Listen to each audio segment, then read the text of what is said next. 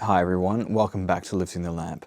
I'm Frater Eleftheria, and tonight I want to talk about something from contemporary spirituality. I know I talk a lot about things from ancient traditions here on this channel. I want to focus on something a bit more modern this time and some of my thoughts on that. So I'm going to be talking about this phenomenon that we see in the kind of spiritual milieu of today, which is all about self-care and self-love. Some of the biggest themes that we see in the way that kind of New Age type spirituality is practiced today. What do I think of this? Do I think that self-love is healthy or beneficial on the spiritual path? If so, to what extent? And I guess where did this idea of self-love and self-care come from to make its way into contemporary spirituality? That's what I want to cover tonight. So I've been paying attention to alternative spirituality for about 20 years now.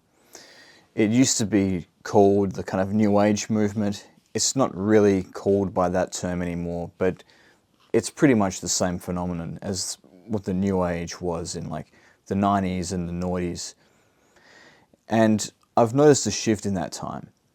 You know, back in the old school kind of New Age movement, there used to be a lot of stuff around love and light and the importance of love and care, but it was, you know, a kind of idealized universal love for all beings, you know, radiating positive energy to all beings, a very kind of giving and altruistic kind of a love, this love for all and acceptance for all. And, you know, there's certainly an element of that kind of thinking around in, you know, modern spirituality, I suppose you'd call it.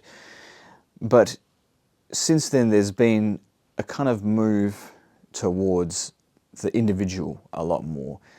I mean, there was always this sort of view towards the individual because, you know, by definition, the New Age movement was kind of all about moving away from, you know, dogmas and things like that to a more liberated and autonomous kind of spirituality. So it was about the individual in that sense. But what I mean now when I say a focus on the individual is like seeing the emotional needs and even the material needs and comforts of the individual as being something that is very important to respect and honor and make sure that those needs are met, which perhaps is a shift away from the, I guess, the more spiritualized form of New Age beliefs, which tended to look away from the material, tended to look towards something which sort of transcended all of the concerns that we might have about what would traditionally be considered egoic kind of desires. But there's a shift now, and this manifests most clearly in the concepts of self-love and self-care and the importance that is put on those. So how did this come about? I think the first thing to consider is that over time, more kind of ideas from psychology have made their way into this kind of alternative spirituality or New Age spirituality.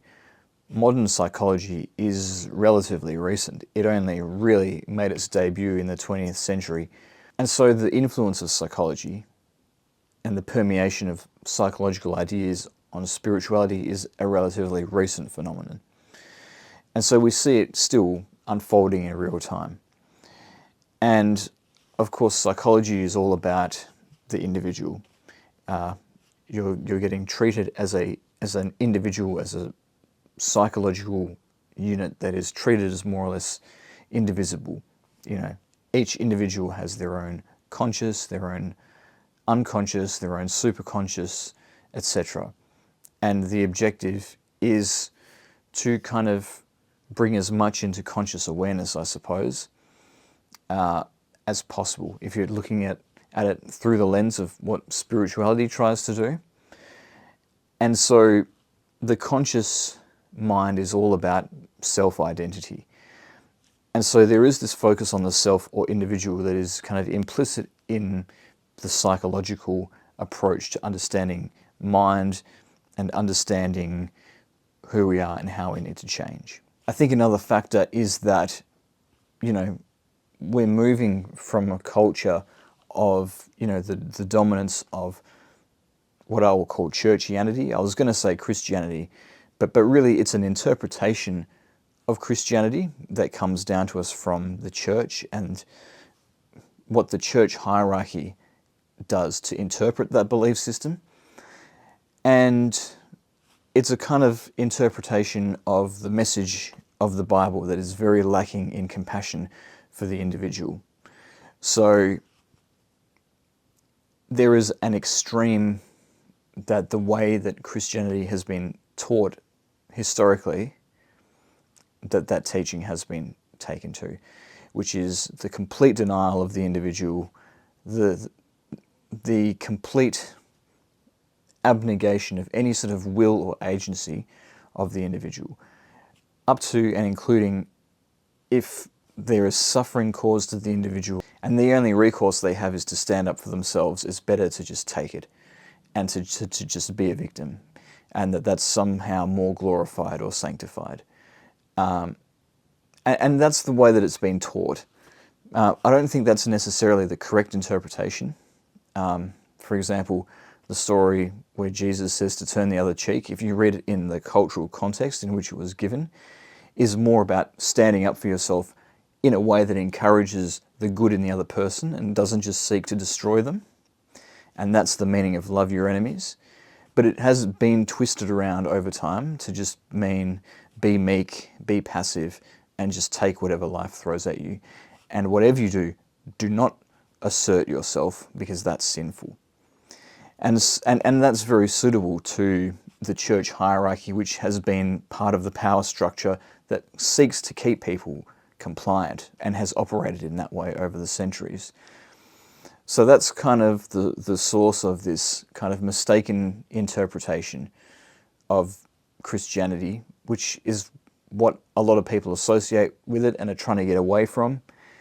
And they find that they're lacking in this kind of acknowledgement of the self as something which has needs, which deserves compassion. And so this kind of move towards self-care can almost be seen, and self-love can almost be seen as a correction to what was a complete neglecting of the self in that previous churchianity that people often come into alternative spirituality from because they're trying to get away from that churchianity. And I think the final reason for the move towards self-love is simply to do with the influence of our modern culture on spirituality. We have a culture that is very selfish, very individualistic, and very materialistic. And so that's bound to have an effect on the way that we see spirituality and the way that we approach spirituality and the kind of themes that emerge within a modern spirituality. So, what are my thoughts on self-love or self-care? Well, let me start by saying I think that it is important to acknowledge our own needs, because if we're meant to be practicing universal love, then that includes everyone, including ourselves. So we can't remove ourselves from the equation of loving everyone and treating everyone with dignity and compassion, because then it's not truly universal. We need to treat ourselves with dignity and compassion. Our bodies, our mind, respect this vehicle that we have been given to experience this reality. And I think that that's fine. That is just a wise and sensible way of navigating this world, dealing with the fact that we interact with this world with a sense of self. The problem that I do have with all of this self-care, self-love kind of stuff is that it seems to be used in certain contexts as almost like an excuse for egoism and hedonism and behavior which crosses the line from just looking after ourselves to kind of very stridently putting our needs above everybody else's. And without being too judgmental, I have observed a kind of hedonism and selfishness, even narcissism, in certain people who describe themselves as spiritual, and they are really concerned about self-love.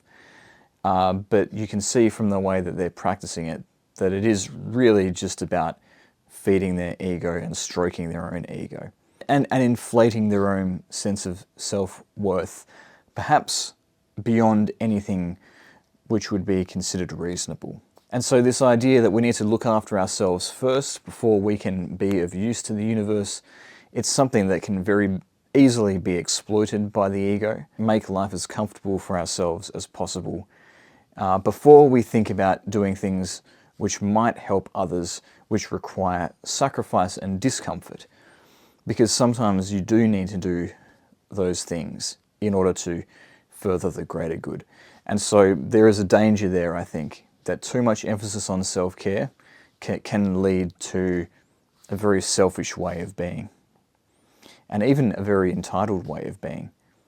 Because, we expect comfort all of the time in our modern culture, but that's not the way historically it has been. Much of the time human life is uncomfortable, and we need to do things that make us uncomfortable in order to succeed. If our spirituality becomes too selfish, then we can't see the humanity in other people as easily. We do set ourselves above everybody else, and even more than that, we are unable to see beyond our subjective awareness towards some higher purpose or higher truth. The only thing that we acknowledge is our truth, in inverted commas. And that becomes the be-all and end-all. Our experience, our feelings, etc. And it makes for some really selfish manifestations of the personality. And it cuts us off from something greater than us, which is what we should really be striving for in spirituality.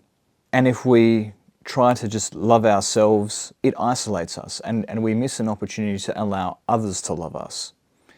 And maybe that's too much to expect in most scenarios in today's world, but we can at least try.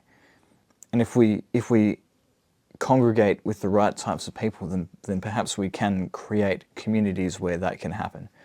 But that's far healthier than just becoming even more isolated and relying only on ourselves for even compassion, which just disconnects us even more from other people and ultimately makes all of the problems that society is already facing even worse. It undermines that fundamental structure of people cooperating. So how do I think that we should approach the issue of self-love wisely in a spiritual context?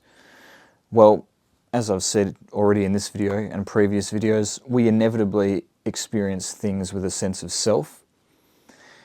And I think there is a healthy sense of self that we can have, but there's also an unhealthy expression of that, which has been understood down through the ages as what is today called the ego.